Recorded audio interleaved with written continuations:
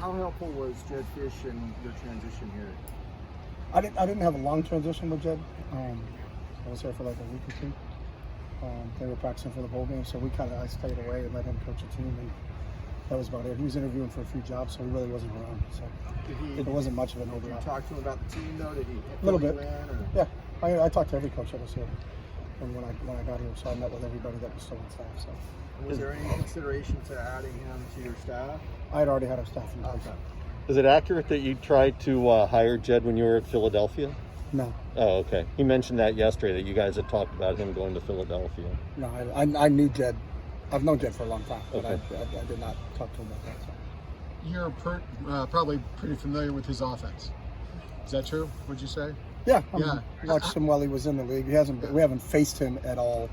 I've never coached against the Jedd Fisch team since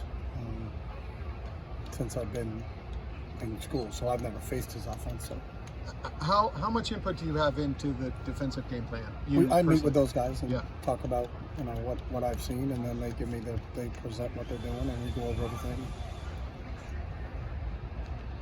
How dangerous is this is going to sound weird, but a winless team desperate for a win? That's a great question for you. That fits right into your wheelhouse. Mm-hmm. So you tell me how to think about that big picture guy. I don't know. I would say I'm asking you. Okay, yeah, then why is that very dangerous? Because your theory is it's all momentum based. So how does that work? They need to get the momentum. But how does one get one if they don't have it? Because you say it's all about momentum and what happened in the past. This is why I've been waiting for this question. Yeah, no, you got to get it, but then you got to keep it. They just got to get it, maybe then they can keep it. Then they are very dangerous. Okay. To answer your question. even though they haven't won. I'll tell you. I'll go into that right now. They had 31 first downs against Oregon. They were down 24-19 in the fourth quarter. They also had 31 first downs and they had 5 turnovers. What if they don't have the 5 turnovers? How many more do they have? They're an explosive offensive team. I think Donnie Brown is one of the best defensive coaches in the country. He's been successful, whether he's at Boston College, Maryland, Michigan, everywhere he's been. They're a well-coached team.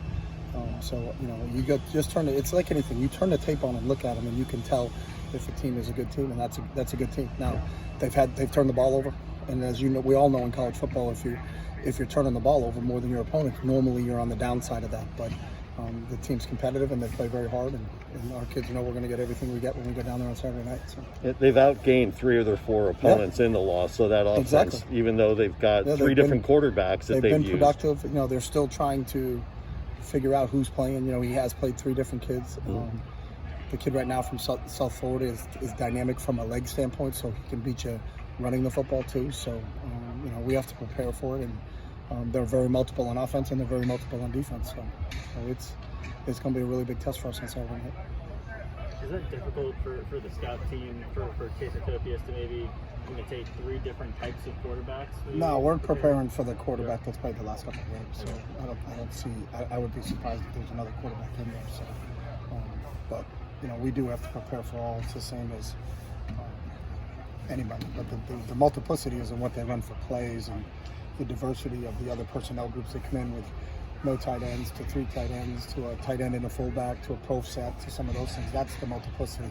And it's the same thing on defense. They run multiple personnel groups on defense. So trying to get the right personnel groups in so our guys can simulate it the right way. There's been our scout squad players have done a really good job this week, Monday and Tuesday. But we need to continue that because that is difficult when you face a team that gives you so many different looks, both offensively and defensively. And Chase is wearing the yellow jersey now, Scout Team Player of the Week. He was a Scout Team Player of the Week a week ago, Yeah, how good has he been for your defense to go against him? He's been great. He's sharp. He's been here for a couple of years. He's a really intelligent quarterback. But he also takes a lot of pride in giving the proper look. And that's the hardest thing for any Scout Team player because we may teach it one way, but the other team teaches it a different way. You got to kind of forget about what we're doing and then think about what they're doing and make sure we get the proper look. And Chase takes a lot of pride in that. He's done a really nice job ever since he's been here. So. Without Sam Marazzo, what has Duke Clemens done that has garnered him to start, say, over Jon Gaines? Well, John's starting at right guard for us, so but John is starting. Duke's sharp. He can set our front for us. He's very athletic. He does a lot of really good things. I think the one tough thing for Duke is he had one bad snap, so everybody thinks.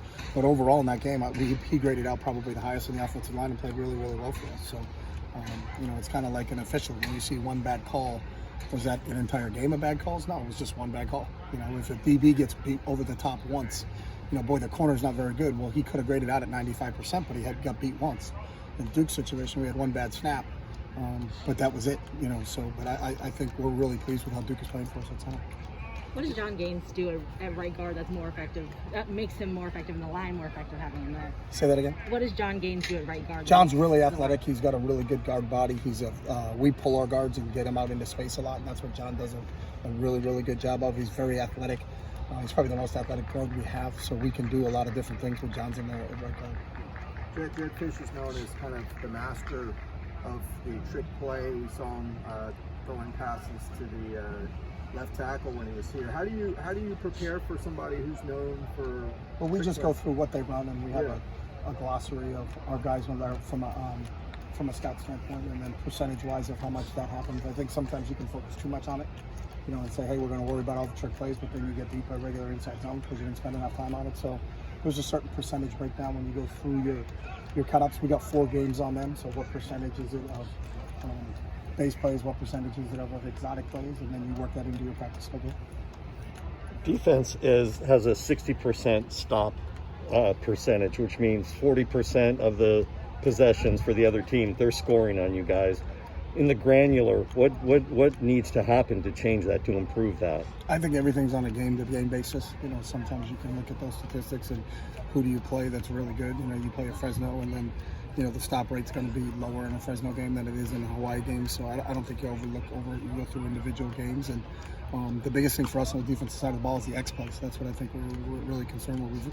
We've given up too many chunk plays, and the chunk plays are the big things because if you do get an X play within a drive, then that usually results in points. So we got to be able to stop the X plays. Okay, thanks, Coach. Thank you. Thanks, guys.